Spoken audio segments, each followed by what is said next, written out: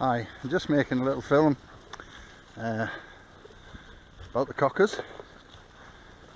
Just what great little dogs they are in this kind of terrain. You can see we're in some pretty rough stuff here. It's pretty good for woodcock in a few weeks' time. So we just basically give the dogs a run. You never know, we might flush an early one. We'll see.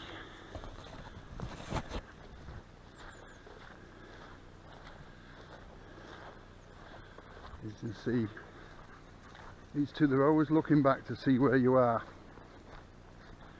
Never get out of shot. Get in. Get in. And that's the kind of places that we work down. As I say, these two have absolutely fabulous noses. And contrary, you hear people saying they're dropping down into the dikes there, and you can hear them flashing about. It's wet in there. I don't know if you can see that, but they're dropping down and working the dikes under the thorns and the blackthorn. You can see the type of things that they work. But yeah, going back to a point I was going to make, you hear people saying about wanting dogs to stay in cover all of the time. That is not true. I know you're going to say this is my opinion, and it is my opinion, but the point when I make it to you, you'll say, well, that sounds like common sense. Because the trouble is, you have a dog, and I'll show you when we get on Lex.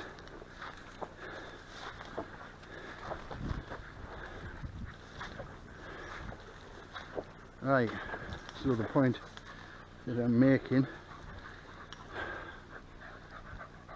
Jack, get in, get in, get in, Lex.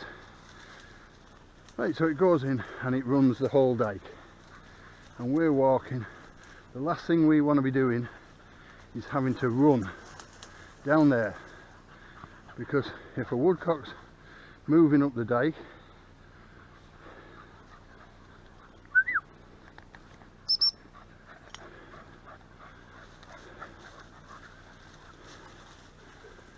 and it gets flushed at them bushes that's sticking out. Them bushes are, from where I set off, a good 40 yards. So it flicks out of there, you have no chance. Unless you're the best shot in the world, George Digweed, even then, you're creating yourself an unbelievably hard shot. I'll say that again, unbelievably. Rather than me trying to make things easy for yourself. So, you see now Jet's pulled on there. So the difference is, Lexi, Jet, get in, get away in, get away in, get away in.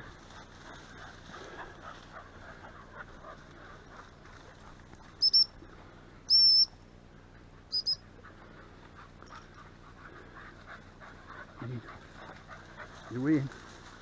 So the difference is, as you'll see them do, they go in and out, in and out. They can smell woodcock. They know when there's something in there. You'll often see a dog that's been on woodcock a long time and knows its job will maybe run 30 yards of dike and not even go next to near it, because it knows there's nothing in there. But the point I was trying to make is, if there was a woodcock just in here,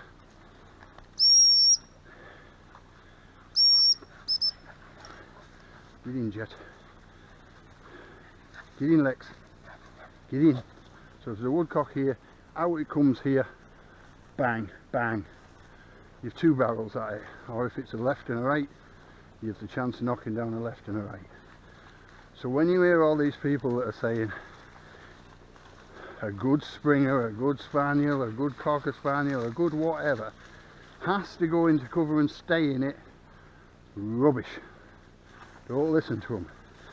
A good Springer will work cover. It won't work cover that needlessly. It won't go into cover when it knows there's nothing there. What is the point in sending a dog into cover time and time again, slowing yourself down, when the dog knows there's nothing in there.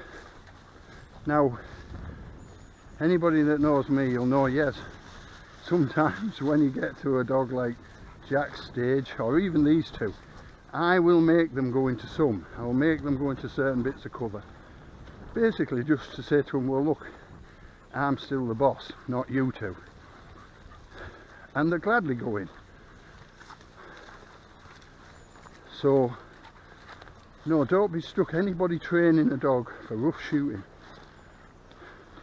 do not be stuck on this thing of thinking my springer's not that great, it's not staying in the cover all the time, because that isn't the point. I would far rather have a dog that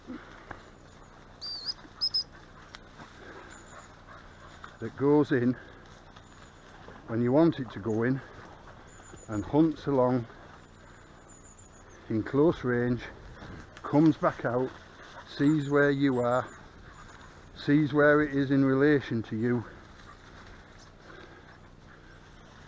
and every time then you will get shots. Like I say, if we put a dog in there where them two have just gone in now, and it keeps hunting all the way down, you can't see the dog and the dog can't see you,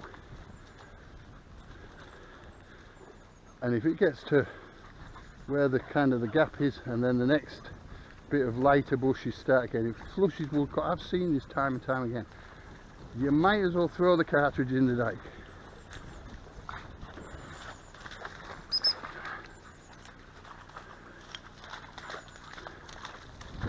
This is very wet, heavy going. Now we do normally see quite a lot of woodcock in here, believe it or not. Now it's been very wet lately, and obviously they're probably not even here. There's none here at the minute, but right, so we'll carry on. Just have to answer the phone there. So yeah, having dogs that work within shot all the time, I know I keep banging on about it, but that's the key thing. That is what puts game in the bag, and especially woodcock shooting.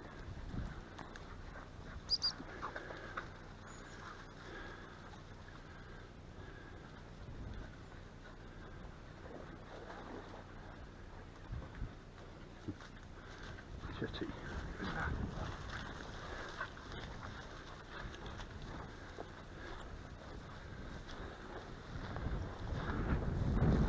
So yeah, when you're training your dog for rough shooting, don't be obsessed with a dog staying in the cover.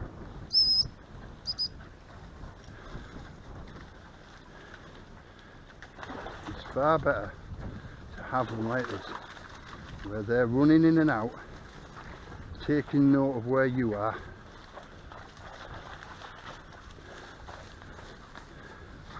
and even, you know, in a place like this now,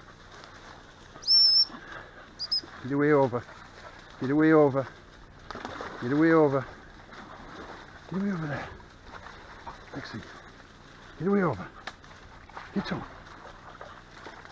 You see now Jet is going up on the bank, get over Lex.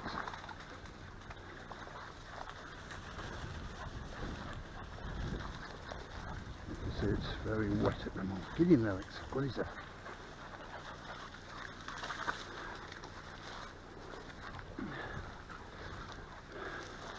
But you can be rest assured, these dogs will not miss a bird in front of them.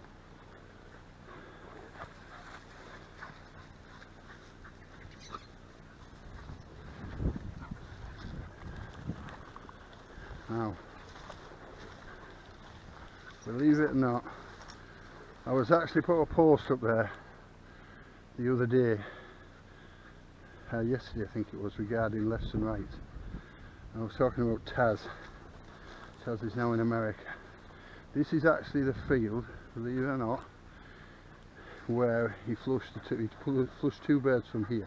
Now imagine most of the leaves would have gone, but I was literally stood about here when Taz flushed the two birds from that piece there. One bird went that way, and as you can see, like I say, maybe it was a little bit further this way, but I could see the bird going away out across that back rushy field. So I shot through the trees, knocked the first bird down. The second bird, as I had the gun up like this, the second bird was coming in my line of sight straight up, and it actually came straight at me out of there at about this height, jinked round me and headed off in that direction. And I let it, see that little tree, I let it get to about where like the bit of the tallest rushes is there, and bang, and luckily down she went. And by the time I turned round, Taz was coming back through them stumps with the woodcock in his mouth, straight up to me here, like Lexi there, handed me the bird, and then he just headed off in that direction without me saying a word to him, and within 2 seconds he was back with the second woodcock. And don't ask me how he knew where that, but he was, maybe because I was standing and looking that direction. He come, literally gave me the woodcock, and away he went.